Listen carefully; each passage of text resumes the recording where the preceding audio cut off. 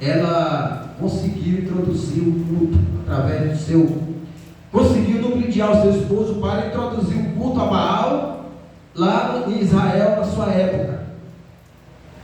E o povo aqui, eles estavam o quê? Eles já haviam o quê? Se desviado dos caminhos do Senhor.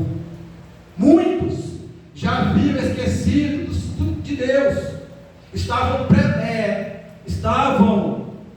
fazendo culto a essa entidade chamada Baal.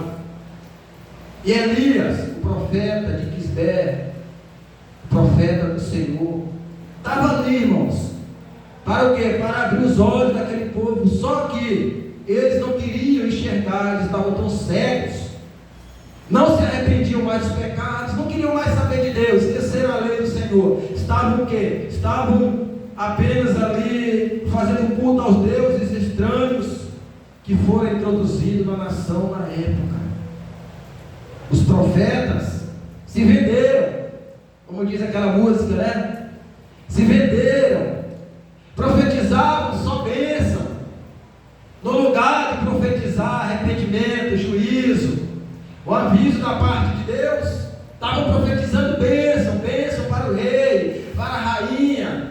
Estavam alegrando, se reuniam nos dias de banquete, de festa, iam lá comer na mesa do rei, da rainha, e ali profetizavam que Deus vai te dar vitória, que Deus vai, meu irmão, no tempo que o povo está andando errado, no tempo que o povo anda em desobediência a Deus, nós temos o quê? Que profetizar é o arrependimento, é porque é isso que vai o quê? Trazer o perdão de Deus para a vida das pessoas que estão o quê?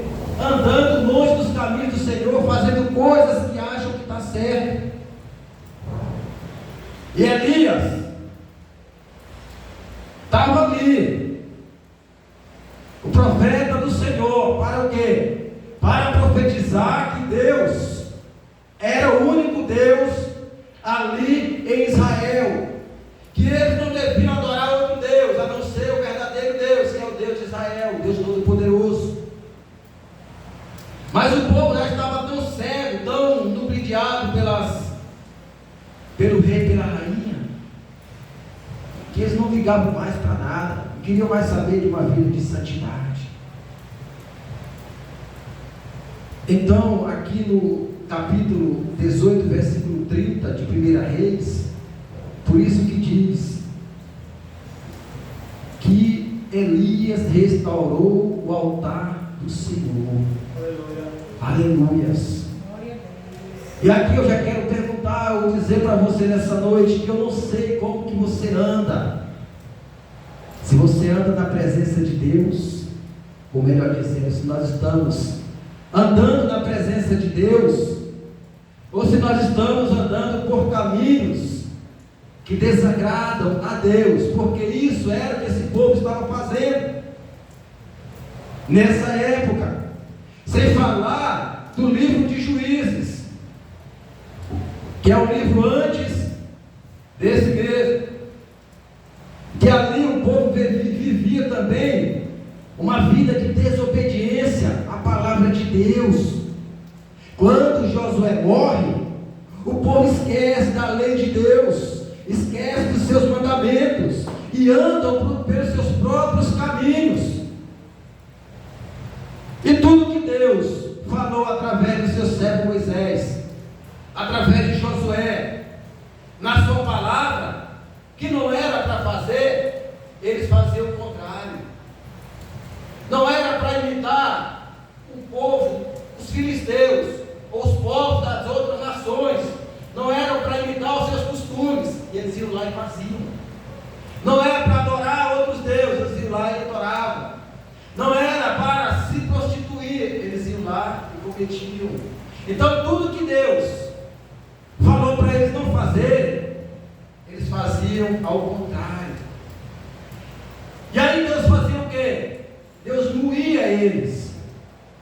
Deus trazia ou usava um povo, um adversário, os amalequitas, os filisteus, os amonitas, para o quê? Para moer eles, para quê? Para que eles começassem a clamar a Deus, para que houvesse um arrependimento e Deus perdoasse os seus pecados. Aleluias! Uma coisa eu quero dizer para nós nessa noite, querido e querida: mesmo que nós estamos andando por caminhos que não agradam a Deus, mas ainda assim, quando nós nos voltamos a Ele, nos arrependemos de todo o coração, Ele está pronto para nos receber e perdoar os nossos pecados. Mesmo esse povo andando por caminhos tortuosos, que o mesmo profeta diz a eles: até quando vocês irão andar vacilantes? Uma hora vocês querem adorar a Deus, isso é a palavra que diz. Outra hora vocês adoram a Baal. Vem cá que eu vou mostrar para vocês quem é realmente o verdadeiro Deus que vocês podem adorar. E aqui nós vemos que Elias, ele faz um desafio. Aqui no capítulo 18, no versículo 13, aliás 30, ele faz esse desafio para provar aquele povo quem era o verdadeiro Deus, o Deus que eles deviam servir de todo o seu coração. Ainda há esperança, querido. Deus sempre vai usar alguém para ir lá onde nós estamos e dizer: ainda há esperança para mim e para você. Basta nos voltarmos a Deus e pedir o seu perdão. Assim como aconteceu com esse povo. Eles estavam mortos espiritualmente, haviam esquecido da lei de Deus. E todas as vezes que nós estamos mortos espiritualmente, que nós abandonamos a lei de Deus, a palavra, os seus mandamentos, Deus sempre vai mandar alguém com uma palavra de vida para a nossa vida, para que haja um reavivamento na nossa vida novamente, espiritual com Deus. Foi o que aconteceu aqui. O povo se arrependeu. Depois que Elias faz ali o desafio, ele faz aquela oração para que Deus mostrasse para aquele povo quem era realmente o verdadeiro Deus de Israel. Eu estou resumindo. Aí ali Deus manda fogo do céu, consome o sacrifício, e aquele povo começa no versículo 29, reconhece quem é realmente o verdadeiro Deus, o Deus que nós devemos servir. Aleluia! E ali eles prostram, colocam o rosto em terra e começam a adorar o Senhor, dizendo: só o Senhor é Deus, só o Senhor é Deus, só o Senhor é Deus, só o Senhor é Deus. Aleluia! Ainda há esperança para mim e para você. Nem tudo está acabado, nem tudo está perdido. Outra coisa que nos afasta também da presença de Deus são as preocupações, a ansiedade, o nosso emocional abalado. Muitas vezes nós ouvimos palavras que não queremos ouvir, e essas palavras acabam o quê? Trazendo, ferindo o nosso coração, o nosso interior, e acaba o quê? Trazendo uma frieza espiritual para a nossa vida. Aí nós deixamos de quê? De participar das reuniões de adoração, dos cultos com os irmãos, de nos reunirmos. Nós deixamos de ler a Bíblia, nós deixamos de estar em comunhão no geral, até de estar em comunhão com Deus. E essas palavras machucam, e a gente fica guardando. Aí Deus fica de lá só nos observando, esperando o quê? Nós também perdoarmos quem nos feriu.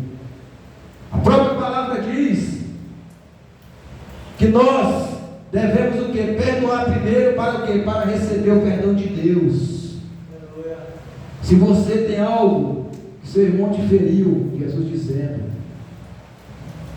Vai lá, perdoe para que Deus libere o perdão na sua vida, porque se nós não fizermos isso, de maneira alguma nós iremos receber o perdão de Deus. O próprio Jesus fala, querido, e na oração do Pai Nosso, Ele diz, nós orando, Ele orando e ensinando os apóstolos, Ele diz assim: Pai, perdoa as minhas ofensas, assim como eu tenho perdoado a quem nos tem ou quem me tem ofendido. Então, para nós recebermos o perdão da parte de Deus também, nessa questão, é preciso perdoarmos primeiro, liberar perdão, porque aí nós iremos receber o perdão de Deus. Então, a primeira coisa para que haja um avivamento ou uma restauração no altar, nós temos que chegar diante de Deus, nos humilharmos e pedir seu perdão. Sabe por quê?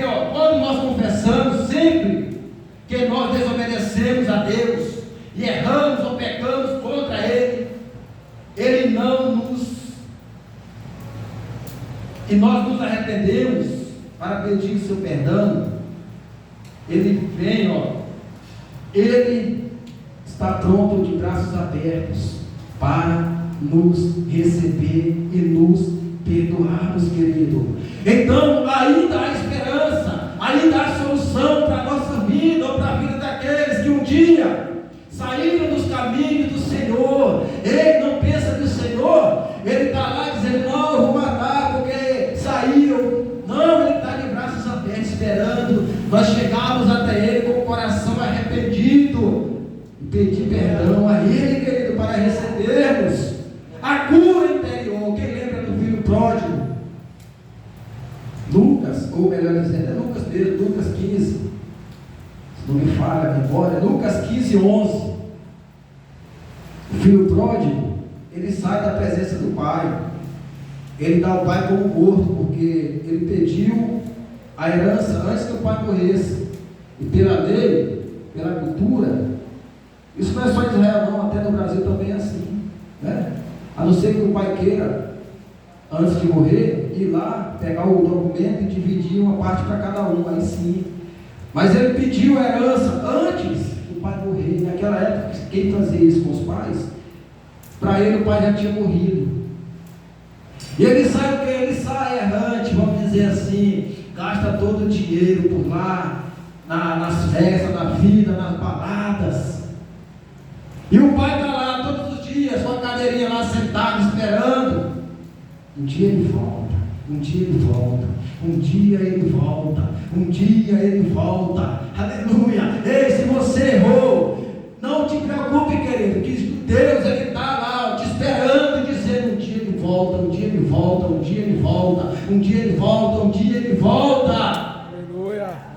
A palavra diz que o filho pródigo, depois de ter gastado tudo, perdido amigos, caiu em si e voltou para a casa do seu pai. Quando ele chega diante do seu pai, ele diz o quê? Pai, pequei contra ti, contra o céu, não sou digno de receber o teu perdão. Aleluia! Às vezes Deus está esperando de mim e de você, nós chegamos a Ele e dizer: Pai, pequei contra ti, contra o céu, não sou digno de receber o teu perdão. Mas o Senhor, a palavra do Senhor diz que o pai abraçou o seu filho, perdoou, deu anel, deu sandálias e disse: mata um bezerro gordo, vamos fazer uma festa, porque aquele que estava perdido foi encontrado. Ou seja, ele voltou novamente para a casa do pai, o pai o perdoou. Aleluia! Então ainda há solução para mim e para a sua vida, meu irmão. Aleluia! Ainda há solução. O pai está lá de braços abertos, esperando você voltar. Já pensou se todas as vezes que alguém saísse da presença de Deus, fosse fazer coisa errada no mundo, Deus matasse? Mas só que esse Deus que nós servimos não é o carrasco como eles apresentam por aí, não. Não, é o Deus de amor, o Deus de justiça. Claro que nós sabemos que todo erro, todo pecado tem suas consequências, mas mesmo assim tem a solução. E a solução chegarmos diante de Deus e pedir o seu perdão. Porque Deus quer, queridos, que nós vivamos também uma vida de santidade na sua presença. A palavra diz em Provérbios 28:13, diz assim: aquele que encobre as suas transgressões não prosperará, mas aquele que confessa e deixa alcançará a misericórdia. Não importa, meu irmão, o erro que você tem cometido, ou que nós temos cometido diante de Deus. O importante é que quando nós chegamos na presença dele com o coração quebrantado, arrependido, ele nos perdoa. Agora, se ficarmos encobrindo, é diferente. Nós não vamos receber o perdão da parte de Deus. Se nós confessamos, nós recebemos a misericórdia de Deus, o perdão, a bondade. Agora, se nós erramos e continuamos encobrindo, dificilmente Deus vai nos perdoar. A Bíblia diz em Isaías 59, o versículo 2, diz assim: mas as vossas culpas vos separam a vós e a vosso Deus. Ou as nossas culpas nos separam de Deus, os nossos pecados, nossas iniquidades, as nossas maldades. Algumas Bíblias falam maldade, outras falam iniquidade. Para não escutar, ou seja, quando nós estamos andando uma vida errante, quando nós oramos a Deus, dificilmente Ele vai escutar as nossas orações. E era isso que o povo estava fazendo na época do profeta Isaías. Você pode ver o versículo 3 lá, que você vai ver o que eu estou falando. O povo estava andando errante. Primeiro, no versículo 1, o profeta diz que a mão do Senhor não está fechada e nem o seu braço não está encolhido para que não possa abençoar.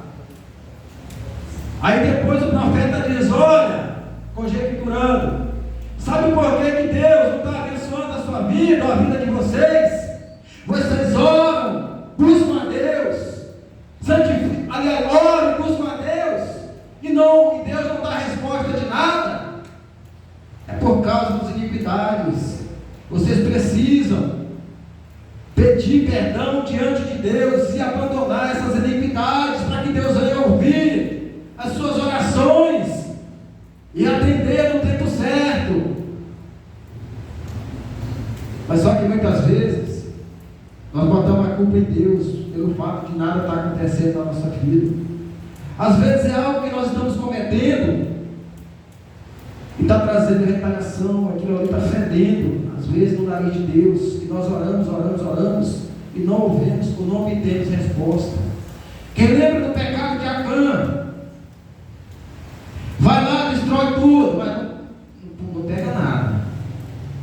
Acã foi lá, pegou uma estátua, não foi? Pegou as coisas lá, achou bonito, né? Porque às vezes a gente comete algumas coisas por causa dos olhos. É chamada concupiscência dos olhos.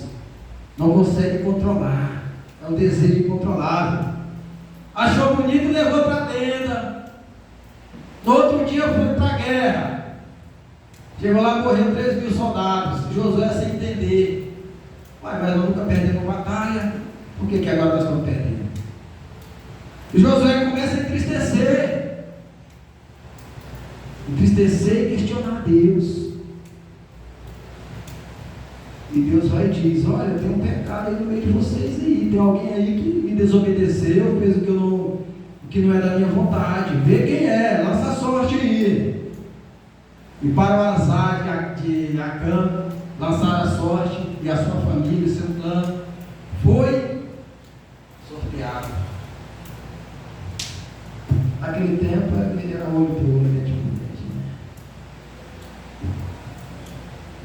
Josué chega diante dele e diz: agora, meu filho, confessa o seu pecado.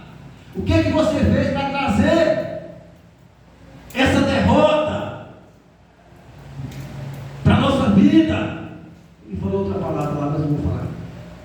E Acã vai: não, eu fiz isso, fiz aquilo. Foi apedrejado até a morte, ele e sua família. pecado oculto. O pecado oculto, ele traz muitas consequências para a nossa vida espiritual, querido. Ou seja, foi morte física, porque não confessou, morreu fisicamente. Mas hoje, quando nós não confessamos diante de Deus, nós morremos espiritualmente e acabamos o quê? Esfriando, trazendo para a nossa vida hoje. Nós devemos chegar diante de Deus. Não tenha vergonha não, confessa. É o teu Pai, é o nosso Pai. Vamos chegar diante dele e confessar: Senhor, realmente, Pai, eu estou andando por caminhos tortuosos. Pai, realmente o que eu estou fazendo não está te agradando, mas eu estou aqui, Pai. Eu estou aqui, eu sei que eu não sou digno de receber o teu perdão. Mas olha para a cruz, Pai.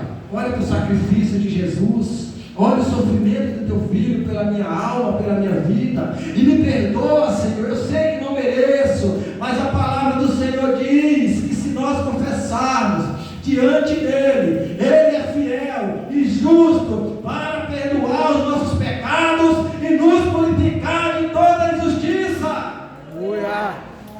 1 João 9, querido, a primeira carta de João 9. Nós temos um advogado fiel que intercede diante de Deus pelas nossas causas. 1 João capítulo 2, se me falha a memória, é 1:2. Quiser abrir aí, ler, pode abrir, enquanto eu vou aqui. Então, nós devemos chegar diante de Deus e confessar, porque o pecado ele traz uma fraqueza espiritual para a nossa vida. Mateus 11:28 diz o quê? Vinde a mim todos que estáis cansados, oprimidos e sobrecarregados, e eu vos aliviarei. Esse pecado traz cansaço também, traz uma carga, uma opressão. Parece que pelo lado que nós estamos andando tem alguém nos acusando, né? A gente fica ferrado. Mas Jesus está dizendo, a solução é: chega diante de mim, confessa, porque eu quero aliviar esse fardo na sua vida, em nome do Senhor Jesus Cristo. Aleluias! Ele traz um descanso, ele traz um descanso para a nossa alma, e ainda nos ensina como caminhar no seu caminho, na sua presença. Louvado seja Deus. Vamos para isso. Aí, ó, Isaías 43, no versículo 25, diz que o Senhor, ó, eu não mais me lembrarei dos teus pecados. Por amor de mim, do meu nome, eu não me lembrarei mais dos teus pecados, querido. Ele, o Senhor, não nos lembrar. Quando diz que ele não se lembra mais dos nossos pecados, quer dizer o quê? Que quando nós estamos na presença de Deus, para ele ali, ele ficou para lá e nós não vivemos mais. Ou seja, ele não vive, ele não julga pelo nosso passado, mas sim por aquilo que nós estamos vivendo na presença dele. Não quer dizer, Deus esqueceu, deu amnésia, não. É porque nós não vivemos mais aquelas velhas práticas. Ficou para lá. A Bíblia diz que o Senhor, ele não leva mais em conta o tempo da nossa ignorância. Atos, no capítulo 17, versículo 30, que nós não vivemos mais. Aliás, o Senhor não leva em conta o nosso passado.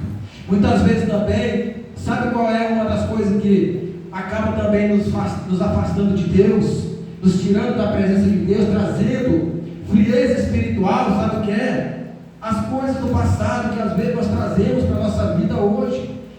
Nós estamos na presença de Deus, mas estamos com as coisas, a bagagem lá que foi jogada no mar do esquecimento. Como disse alguém, às vezes nós vamos lá com um anzolzinho, com uma tarrafa, vamos pescar, pescando, ó. Aí a gente começa a lembrar do passado.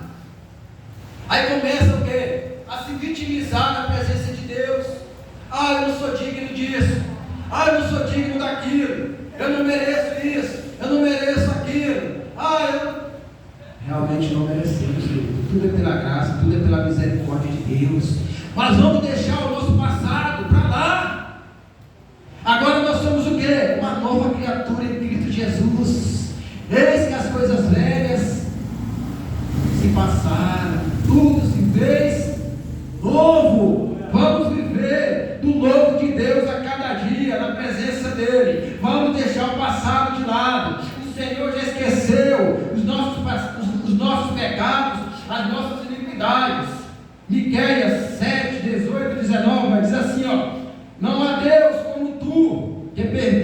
a iniquidade e remove o pecado. Ei, meu irmão, olha a declaração do profeta diante o povo que andava errante. Quando o povo chegou diante de Deus, pedindo perdão, o Senhor perdoou o seu povo.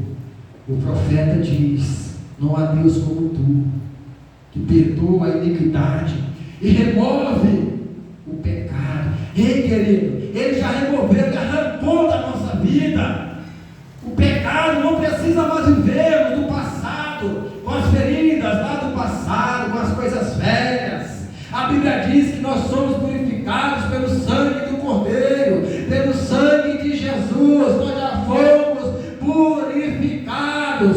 Quando o adversário chegar para você, te acusando de algo do passado, chegar para mim, para você, nos acusando de algo do passado, nós vamos fazer como a palavra diz, dizer: olha, Satanás, nós já fomos lavados e remidos pelo sangue do Cordeiro.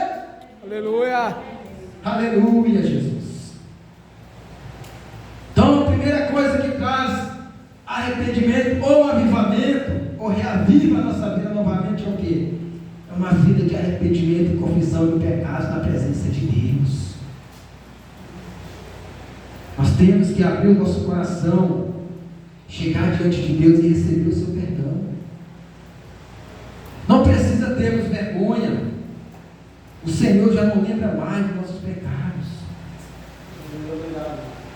Ele já não lembra mais, querido. Então, se o Senhor quer que já não lembra mais, deixou para lá, agora imagina nós, como que nós temos que andar com essa bagagem do passado traz um peso na nossa vida, nos impede de orar, nos impede de ler a palavra, nos impede de conversarmos com Deus. Jesus, ele vem dizendo lá em Mateus 4:17, diz assim: disse então, começou Jesus a pregar e a dizer: arrependei-vos, porque é chegado a vós o reino de Deus. Jesus pregava arrependimento também para aqueles que ainda não haviam chegado ao reino de Deus, querido. E para mim, para você que já chegou, que você conhece a palavra, ou nós conhecemos a palavra, sabemos que quando chegamos diante dele com o coração quebrantado, pedindo perdão, ele nos perdoa. Amém? Glória a Deus. Então, essa é uma das coisas que nós devemos fazer, os requisitos que geram o quê? Um avivamento, uma nova vida com Deus, ativa a nossa vida com Deus. Lá em Levítico, no capítulo 6, no versículo 13, do 12 diante, diz o quê? Que o fogo nunca se apagará, arderá continuamente no altar.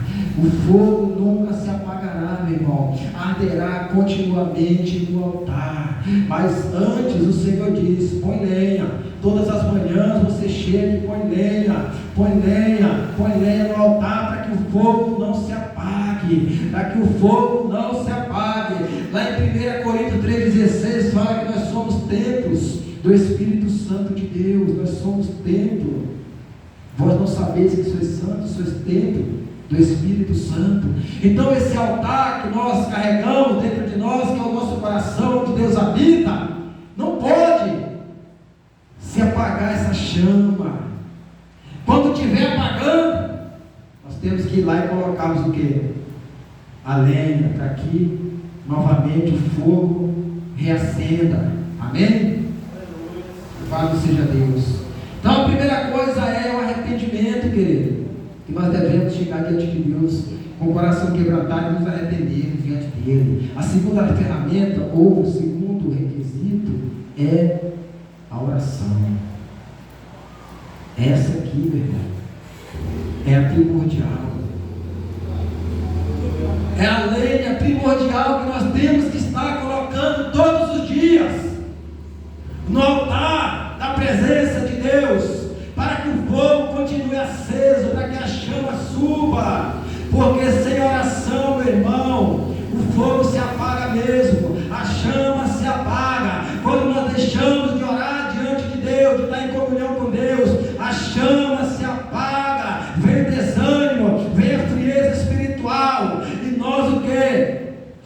ponto de abandonarmos a nosso Deus.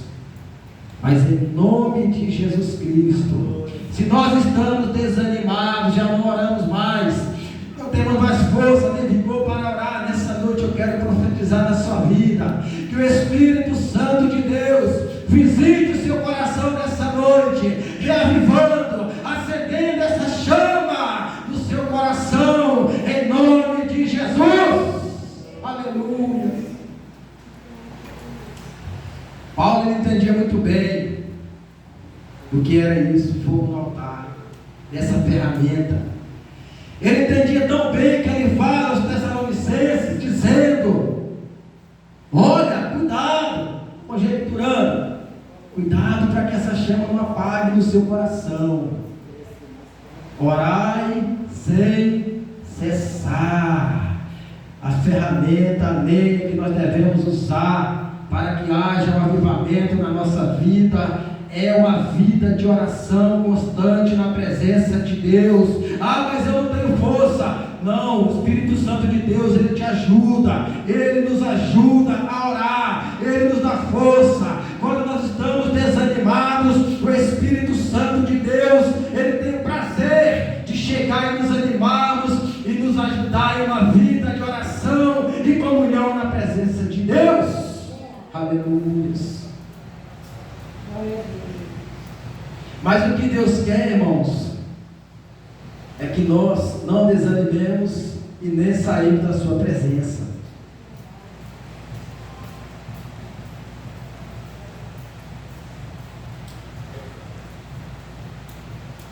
Então nós temos o quê? Que sempre está orando na presença de Deus. Ó, eu sei que uma vida de oração não é fácil. Orar não é fácil para ninguém. Não é quem dizer que orar é bom, orar não. Porque há batalhas espirituais quando nós estamos orando. O adversário não quer que nós tenhamos comunhão com Deus. Porque o adversário ele não é bobo, ele sabe que quando nós estamos orando, nós estamos sendo revestidos de poder. Se eu estou desanimado, ele sabe que Deus vai trazer o ânimo para a minha vida através de uma vida de oração. Ele sabe, ele não é bobo, ele sabe que uma das ferramentas de Deus para a nossa vida é a oração. Pode ler lá em Efésios 6, a partir do 10, que você vai entender o que eu estou dizendo. Ele sabe, irmãos, o adversário conhece isso aqui, ó. Mais do que eu, mais do que você, de qual é salteado.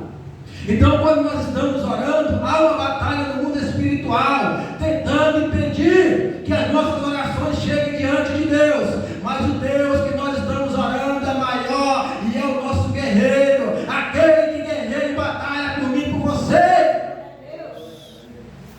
E recebe as nossas orações, querido. Não há nada que possa contra a minha e a sua oração. Não há encanto, não há nada. O bispo aqui citou na palavra inicial, quando o rei diz para, olha, Balão, amaldiçoa esse povo está. Balão diz o quê? Não há encantos, ou não há maldição contra aquilo que Deus santificou, querido. O adversário, meu irmão, ele não tem poder contra os joelhos dobrados. Ele não tem poder contra os joelhos dobrados, querido. Quando nós estamos orando, nós estamos o quê? Em comunhão com Deus. Vamos supor que a mão do Senhor está aqui, ó, sobre mim e sobre você. Trazendo fortalecimento, nos avivando, trazendo vida novamente espiritual com Ele, trazendo ânimo, trazendo vigor novamente para a nossa vida. E o altar, a brasa vai o quê? Vai só se acendendo cada vez mais, e a chama vai crescendo dentro de mim e de você, em nome de Jesus. Paulo de novo diz lá em Romanos 12:12, olha, alegrai-vos na esperança, sede pacientes na tribulação, perseverai na oração, e olha, alegrai-vos na paciência ou na esperança, sede pacientes na tribulação e alegrai-vos na perseverança da oração. Paulo está dizendo, está fraco, está desanimado, não tem força para orar, emprega uma força a mais, tenha esperança, que quando eu e você nos ajoelharmos, o Espírito Santo vai estar ao nosso lado, Glória a Deus. E quem fala isso aqui é quem sofreu demais, mas nem isso impediu ele de estar em comunhão com Deus. Paulo sofreu naufrágios. Paulo foi perseguido pelos próprios irmãos, foi perseguido pela sua nação, foi perseguido por onde ele andava, foi apedrejado e dado como morto, mas nem isso tirou ele do foco. Aí eu pergunto para mim e para você nessa noite: qual é o tamanho da sua luta? O que está te tirando a paz ou nos tirando a paz? O que é que está nos trazendo desânimo? O que é que está matando a nossa vida espiritual? Que Deus não seja maior e poderoso para nos dar resposta, para trazer novamente um avivamento na minha e na sua vida, em nome de Jesus. Glória a Deus. Isaías, ou melhor dizer, Jeremias 29, 12, 13 diz assim: então me invocareis, orareis a mim. Verso 13 diz: quando me buscardes com todo o vosso coração, me deixareis ser achado, declara o Senhor dos exércitos, ou me achareis. Meu irmão, o Senhor, Ele se deixa ser achado por mim e por você, quando nós estamos buscando Ele de todo o nosso coração. Já estou concluindo, viu, irmãos? Quando nós nos ajoelhamos de todo o coração, buscamos, esquecemos os problemas da vida, o Senhor, Ele está ali se deixando ser achado por mim e por você, meu irmão. Porque Deus não resiste um coração quebrantado, um coração sincero. Aleluia, que está na presença dEle, um coração aberto. Nós temos que ter sinceridade na presença de Deus.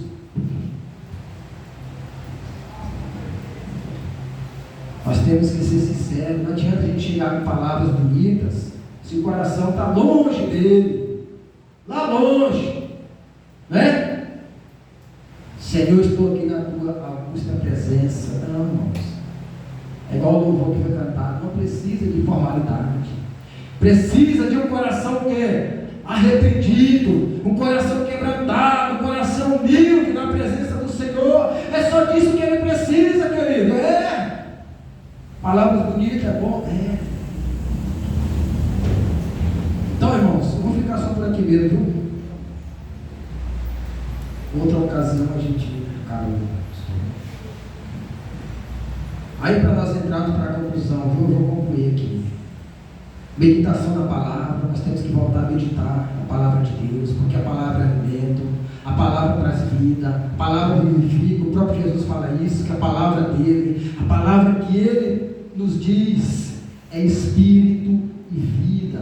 No Salmo 119 e no versículo, ou no verso 11, diz assim, que nós temos o que? Que guardarmos a palavra de Deus em nosso coração, para o quê? Para não pecarmos contra o Senhor. É a palavra, irmão, é a palavra que traz vida, que vivifica, é ela que limpa, purifica o nosso coração, é ela que abre o caminho para o Espírito Santo fazer morada. É a palavra de Deus.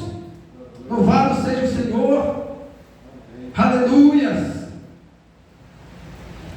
Jeremias 30, 25 diz assim, restaurarei o exausto e saciarei o enfraquecido. Então, meu irmão, se você chegou hoje aqui exausto de alguma coisa, enfraquecido, o Senhor está dizendo que você vai sair daqui alimentado da sua palavra, reavivado novamente, porque a palavra dele tem poder para isso. Basta abrirmos o coração para que a palavra venha entrar e fazer morada. Aleluias. Louvado seja Deus. Aleluia, Jesus. Aleluia. Salmo 119 continua dizendo: na lei medito para não esquecer as tuas palavras. Realmente, quando nós esquecemos a palavra do Senhor, nós começamos a lembrar do passado, das coisas que fizemos lá, dos erros do passado. Esse que vem à nossa mente. É por isso que nós temos que guardar ela no nosso coração, guardar ela na nossa mente, comer a palavra de Deus, nos alimentarmos da palavra, para darmos o quê? espiritual na presença dEle. Aleluias! Louvado seja Deus! Agitada está a minha alma, vivifica-me segundo a tua palavra, querido. É a palavra de Deus que traz vida. Salmo 119, no verso 28, o salmista está dizendo: a minha alma, Senhor, está tão angustiada, a minha alma está sem paz, está agitada, eu não sei mais o que fazer, eu estou a ponto de morrer, Pai, mas vivifica, Senhor, vivifica-me, segundo a tua palavra. Aleluias, aleluia, Jesus, glória a Deus. O clamor de Bartimeu estava morto, querido, em todas as áreas da vida. Lá em Marcos 10, 46, 52, estava morto, abandonado, largado, não tinha mais esperança. Mas aí quando ele começa a gritar, o Senhor traz o quê? Traz vida novamente, vida eterna. Não foi só vida terrena, vida eterna para aquele homem. Quando ele começa a clamar e a gritar, o povo na terra do Egito também estava vivendo uma aflição. Muitos já haviam também esquecido a lei de Deus, mas quando eles começam a clamar, começam a gritar, o Senhor diz: Moisés, eu ouvi a aflição, eu ouvi o clamor do meu povo e vi a sua aflição. Eu vou te enviar para tirar o meu povo de lá pela minha mão, pelo meu anjo. Ei, meu irmão, não está perdido não. Quando nós chegamos diante de Deus para clamar, para pedir ajuda, o Senhor está pronto para trazer vida para nós novamente, para avivar nossa vida com Ele, em nome de Jesus Cristo. Fica de pé em nome de Jesus. Fica de pé nessa noite para nós entrarmos para o término em nome de Jesus Cristo. Pode orar nessa noite você que está aqui, que chegou nessa situação, que já não ora mais porque não tem força, já não tem mais força para meditar na palavra, já não tem mais força para estar ouvindo louvor na sua casa, já não tem mais força para fazer nada na presença de Deus. Comece a orar nessa noite, comece a orar nessa noite, comece a clamar diante do Senhor. Não tenha vergonha, querido, porque muitas pessoas que viviam uma vida assim, quando eles clamaram, o Senhor os atendeu. Como eu disse, o cego estava morto, espírito morto de tudo. Quando ele começa a clamar e a gritar, o Senhor atende. Quem lembra da história da mulher cananeia, quando começa a clamar também na presença de Deus, o Senhor se vira para ela e traz vida novamente à sua casa e à sua família, meu irmão, e traz uma restauração naquela casa. Lá no livro do profeta Isaías, capítulo 33, o versículo 3 diz: clama a mim, responder-te-ei, anunciar-te-ei coisas grandes e firmes que não sabes, diz o Senhor dos exércitos. Ei, não é tempo de desistir, não é tempo de sair da presença de Deus, não é tempo de deixar de servir ao Senhor, não é tempo, querido, porque quem sabe o Senhor está guardando grandes coisas para te surpreender mais na frente, meu irmão. Não é tempo de desistir, não. É tempo de continuar na presença de Deus. É tempo de continuarmos vivos na presença de Deus. Mesmo você estando desanimado, mesmo você estando sem forças, mas não desista. Continua buscando ao Senhor. Continua na presença dEle. Porque maior é aquele que te chamou, maior é aquele que me chamou, maior é aquele que fez a promessa na minha e na sua vida, em nome de Jesus Cristo. Aleluia. Eu queria chamar aqui o bispo para estar louvando palavras enquanto nós fazemos a oração em nome de Jesus Cristo, para nós terminarmos. Aleluia. Glória a Deus. Vai orando, querido, nessa noite. Vai orando, vou ministrando, você vai orando, pedindo a Deus. É você que sabe como é que está a sua vida. Eu não sei como é que está, não. É você que precisa orar. Ora então nessa noite. Ora a Deus. É você que sabe. Apresenta a Ele a sua situação, o que você está passando, o que você está precisando. Porque o Senhor é poderoso, meu irmão. É poderoso para restaurar. É poderoso para trazer o avivamento. Se é na sua casa, não sei se é no casamento, o Senhor é poderoso para trazer uma restauração, um avivamento novamente. Às vezes esfriou o casamento, às vezes o amor esfriou, mas o Senhor Ele é poderoso para avivar, para trazer novamente, meu irmão, em nome de Jesus Cristo, a restauração. Glória a Deus, aleluia. Restaurar e consertar. Deus é grande.